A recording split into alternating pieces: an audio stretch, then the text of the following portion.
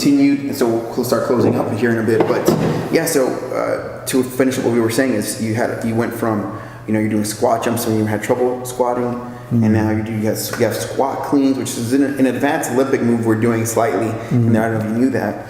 Went from no burpees to advanced super burpees. So yeah. I mean, it's surprisingly enough, I'm very comfortable with burpees right now. Yeah. Like I'm very you could tell me to do a burpee, and I'm already at that mindset where you told me, I'm like, cool, like sure, I could do 5 burpees. Yeah, because and I think it's even just getting rid of that part of us. And I think for me, and I told you this about me and about you and about people, it's like it's just saying bye to that part of us that wants to make excuses. Yeah. It's like, bye, like just leave me alone. I want to build my life now. Like you could say it's childhood past. There's different people say it different ways. The villain. There's all types of people that describe it differently. It's like we're addicted to our past.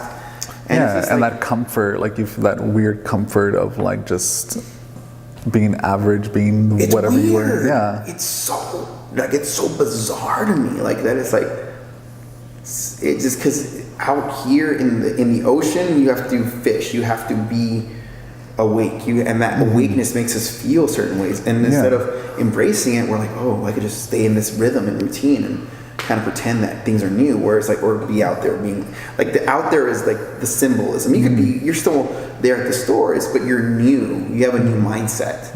And so when I met you, I was like, you know what, the burpee is you tell the average person to do burpee, it's like, no. It's like, dude, if you're saying no, it's because that's an internal weakness that you're facing or you're running from. Like why is something so simple scaring us, right? And so I really do appreciate you getting that concept, because it's easy to overlook. It's really easy to overlook. Yeah, no, for sure. And that's one thing I like.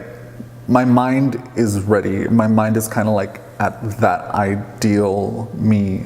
So it's just getting my body there, and kind of like you've mentioned in the past, like every time we work out, just fighting the old you, because the old you is going to keep trying to drag you down. No matter how much you see development, no matter how much, there's always going to be there. So that's something that is surprising. I didn't think that I would always feel it there, but it's just kind of like the old putting you? that away. Yeah, even if it's like a little bit, it's always kind of there. Not all the time, but like usually there, or it'll like sneak up on you. Like it's telling you, it was fine. It wasn't that bad. You were just overreacting. Like it kind of makes excuses. It makes any type of excuse to try to make you comfortable with going back. We try to sabotage ourselves in a very subtle way. Yeah, exactly. Like in other words, and like I told you about that guy, the Jocko Willink. He's like, this one is a saboteur. And I thought that was so cool, because that word for like our internal villain, our internal critic, whatever, like the word, this one is a saboteur. Like it's like, think about that. Like we're our own worst enemy to that extent. Exactly. Like it's like, don't look at anyone. Like look in the mirror. Like that's both your hero and your enemy in there. Exactly. That's crazy.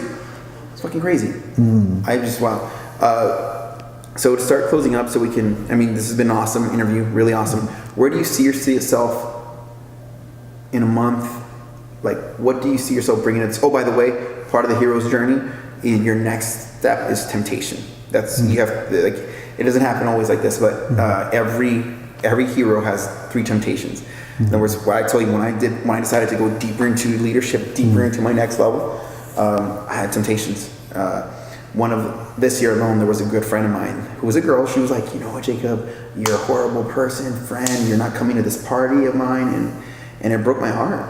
It broke my heart to do that, and I just thought, wow, like this is coming out of nowhere. It literally came out of nowhere, where it was like, wow, like this is shocking. But then I see, now looking back, I see that was just a temptation, because I literally remember the feeling inside. I was like, do I placate her and just make her feel better, or do I stay true to myself and my commitment to be the best level of myself? You see how there was literally a temptation. Like it wasn't like, it wasn't like I knew what I had to do. It was just to give in and placate and make and grovel a little bit. Like that's all I had to do. Does that make sense? Like it was just a little ass kissing that had to be done, and that would have been fine. But the higher part of me goes, but I haven't done anything. And so I'm giving you this story to tell you like the temptation.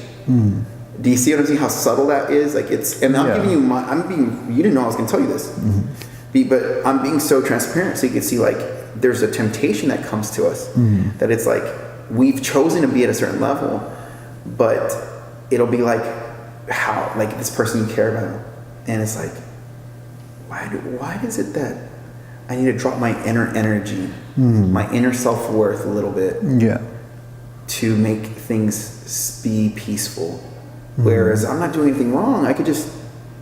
This person could just chill out, and I could. Does that make any sense a little bit? Yeah, no, completely. It's weird, right? Like, yeah. and this is. I'm telling you about the hero's journey because I look back now and I'm like, oh my God, that was a temptation to placate. It was a temptation to grovel. It was a temptation to just like stick to my past. Whereas like we're still friends and everything. You know, we in other words, this Christmas we were playing a card game. Like, you know what I mean? But it's like there's this little tension. Like we're not going to be as close as we were.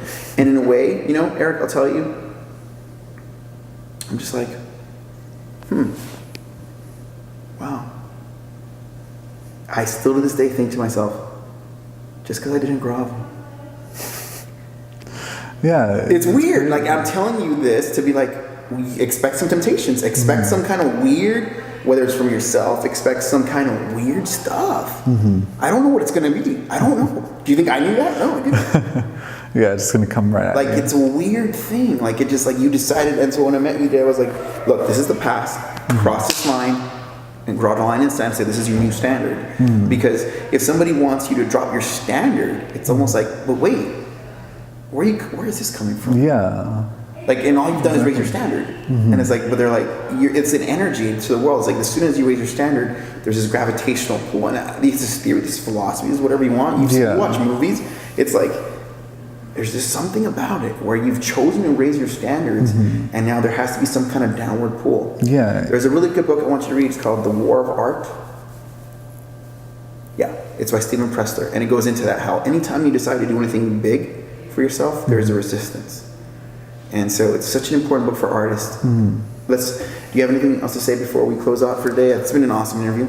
Yeah. No, just that I'm really happy with everything that we've gotten to at this point. Just looking back at the past month, every time I've given myself to the working out, to pushing myself. And so looking back, I'm very happy with every single time I've never like kind of like, oh, like I'll just rest today. Like I just won't work as hard. I won't push myself as much. No, it's always constant pushing, and like the results from that are amazing. So right now you're on day 2 of a cleanse. Yes. Where do you see yourself in a month 2 going? Because it was, month 2 coming up. What do you? I know what you visualize for a year, but what do you visualize in month 2? What are you expecting from yourself? For sure. You tell the camera like you're Eric. Say, Eric, I'm expecting. All right. Well, for sure, I am expecting to kind of get more into my nutrition.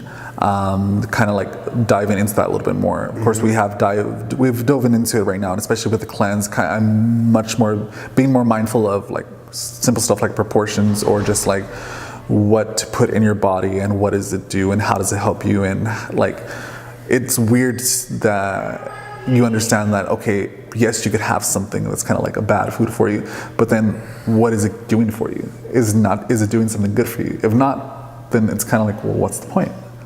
Like, is that like minute that you eat something like really worth like it not giving anything to you? So just stuff like that. I'm looking at cheat meals in the next month or 2. Yeah, but no, for sure, getting more into nutrition, continuing pushing myself like with our workouts, with everything all around.